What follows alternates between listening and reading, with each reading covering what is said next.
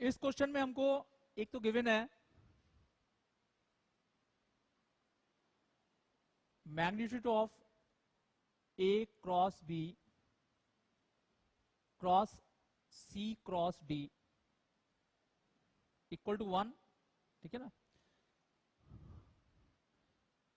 ए dot C ये 0 है और ए बी सी डी कैसे है, unit vector. A B C and D are unit vectors, ठीक है ना। अब ऑप्शन हैं A B C non coplanar है, B C D non coplanar है ना। बॉक्स ए बी डी 1/2 है तो acute angle between C and D 60 degree है, एक्सेट्रा। तो अज्यूम कर लेते हैं कि ए और बी इसके बीच में एंगल मान लेते हैं θ1, सी और डी इसके बीच में एंगल मान लेते हैं θ2, और ए क्रॉस बी और सी क्रॉस डी इसके बीच में एंगल मान लेते हैं φ, ठीक है ना। अब magnitude of A cross B cross C cross D 1 दे रखा है, तो ये हो जाएगा magnitude of A cross B magnitude of C cross D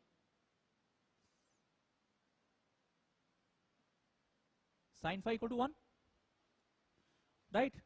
अब magnitude of A cross B ये हो जाएगा magnitude of A magnitude of B sine θ1, it is magnitude of C magnitude of D sine θ2 sine phi equal to 1।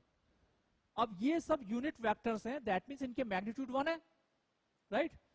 तो magnitude of A magnitude of B magnitude of C magnitude of D ये quantity सारी 1 है, तो it will become sine θ1 sine θ2 and sine phi equal to 1। अब sign θ1 ये भी -1 से 1 होता है, ये भी -1 से 1, ये भी -1 से 1 है ना, और θ1 θ2 θy सब 0 to पाई में ही है, तो 1 जब भी आ सकता है जब ये सारे एंगल्स क्या हो π/2, ठीक है ना। तो ओनली पॉसिबिलिटी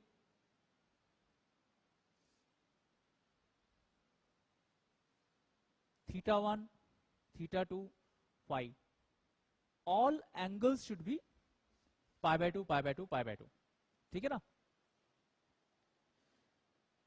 अब A B C non coplanar है ना,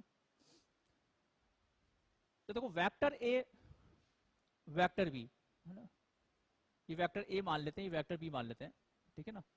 इनके बीच में एंगल अपना π/2 है ना, ऐसा शो कर देते हैं, दिस इज वेक्टर ए, ठीक है ना, and this is vector B.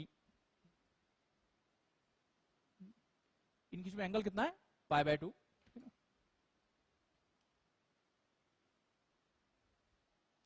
ठीक है, अब ए क्रॉस बी है ना, ए क्रॉस बी की जो डायरेक्शन होगी है ना, वो क्या होगी, जिस प्लेन में ए और बी है उसके परपेंडिकुलर होगी, राइट है ना। और सी क्रॉस डी की डायरेक्शन होगी जिस प्लेन में सी और डी उसके परपेंडिकुलर है ना। दैट मीन्स ये जो सी क्रॉस डी वेक्टर है ना, ये जो सी क्रॉस डी वेक्टर है ये भी आपस में कैसे होंगे, वेक्टर सी और वेक्टर डी ये भी परपेंडिकुलर होंगे, ठीक है ना। अब सी और डी यदि इसी प्लेन में होते है ना, सी और डी इसी प्लेन में होते तो ए क्रॉस बी और सी क्रॉस डी पैरेलल हो गए होते है ना, लेकिन ए क्रॉस बी और सी क्रॉस डी इसके बीच में जो एंगल है ये भी कितना है π/2, तो डेफिनेटली जो सी क्रॉस सी और वेक्टर डी है इसके प्लेन में नहीं है, इसके प्लेन में नहीं है। दैट मीन्स जो फर्स्ट ऑप्शन दिख रहा है हमको ए बी सी वो कैसा होगा, नॉन कोप्लेनर है ना। तो हम कह सकते हैं कि clearly C and D are not lying in the plane of A and B, vector A and B, that means A option correct है, ठीक है ना।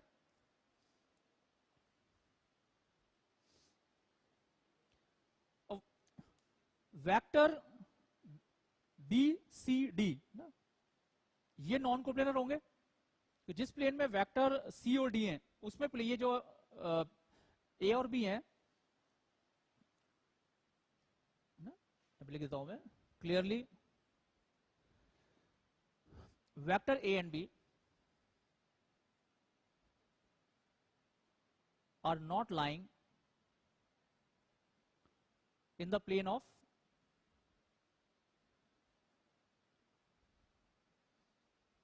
सी एंड डी, ठीक है ना, क्योंकि फाई कैसा है, पाई बाय 2 है ना, उसी प्लेन में होते तो डेफिनेटली फिर ये एंगल पाई बाय 2 नहीं आता है ना। That means BCD are non coplanar. Now to check option C, ABD 1/2 दे रखा है ना। Now to check the option C, box ABD this is 1/2, ठीक है ना। तो angle between C and D ये 90 होना चाहिए। तो दैट मीन्स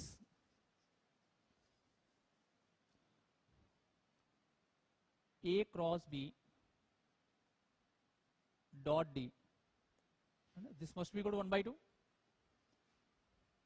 ये आ जाएगा magnitude of A cross B magnitude of D है ना, और इनके बीच में एंगल थीटा मान लिया जाए।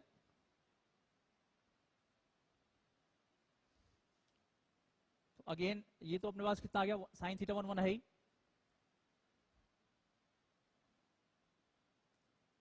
है ना, पूरे लिख देते हैं। तो ये आ गया magnitude of A magnitude of B sine theta 1 into magnitude of D cos theta equal to 1/2। That means cos theta equal to 1/2। So theta is 60 degree, theta is 60 degree, ठीक है ना। तब इसको हम प्लॉट करेंगे, ठीक है ना। ए और बी तो परपेंडिकुलर है ना, और ए क्रॉस बी इसका डायरेक्शन ये आ गया, ठीक है ना। अब ए क्रॉस बी और डी है ना, तो डी वेक्टर जहां भी होगा उनके बीच में एंगल कितना है, 60 डिग्री ना। तो ए क्रॉस बी, डी वेक्टर और ए क्रॉस बी इसके बीच में एंगल 60 डिग्री है ना। तो जो सी और डी सी और डी के बीच में जो एंगल होगा ना, उसके बारे में हम कोई कमेंट नहीं कर पा रहे यहां से, है ना। और फाइनली जो बी और डी है ना, ये परपेंडिकुलर होंगे, इसके बारे में हम कोई कमेंट नहीं कर पा रहे। दैट मीन्स फाइनली जो चारों ऑप्शन है उसमें हम कह सकते हैं A and B are correct.